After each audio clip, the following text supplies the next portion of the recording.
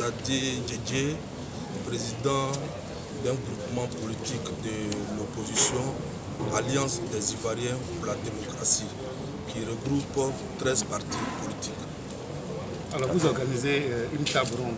Quelles sont vos attentes pour sortir de cette table ronde? Mais à la sortie de cette table ronde, c'est d'inviter d'abord nos aînés politiques à comprendre que ce pays-là a vécu assez de traumatismes. Inviter nos aînés à s'attendre entre eux.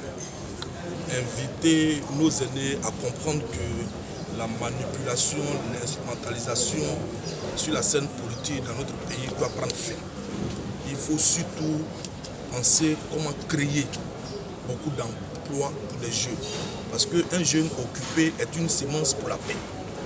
Et que de continuer la manipulation, l'instrumentalisation des jeunes. Quand on invite un jeune à aller attaquer un autre jeune, les conséquences, c'est des morts, c'est des blessés. Alors, donc, nous attendons que les aînés comprennent qu'il est temps que la politique de la démocratie réelle soit dans notre pays, la Côte d'Ivoire. D'accord, ce sont de bien jolis mots, tout ça. Maintenant, quelles sont les actions que vous menez sur le terrain pour pouvoir atteindre ça? Mais d'abord, aujourd'hui, nous sommes à cette table ronde. Après la déclaration finale de cette table ronde, nous allons sillonner. D'abord, nous allons rencontrer le gouvernement. Nous allons rencontrer le Premier ministre et nous allons remettre les résultats de nos travaux de cet après-midi.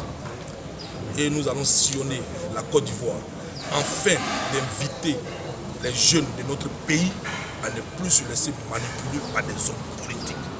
Que ce soit des hommes politiques du pouvoir, que ce soit des hommes politiques de l'opposition, de penser à leur avenir. Longtemps, les jeunes ont été instrumentalisés dans ce pays depuis dans les années 1990. Vous êtes d'accord avec moi qu'il y a eu des jeunes dans ce pays à un moment donné qui ont injuré le feu Félix Houphouët-Boigny, qui l'ont traité de voleurs. Mais ces jeunes-là ont été utilisés. On ne s'est pas arrêté en 1990, ça continue. Jusqu'aujourd'hui, en 2020, on continue toujours d'instrumentaliser les jeunes de Côte d'Ivoire. Donc nous allons aller parler à ces jeunes-là dans chaque ville de notre pays, la Côte d'Ivoire, pour amener ces jeunes-là à comprendre qu'il est grand temps de penser à leur avenir. On peut faire la politique avec élégance.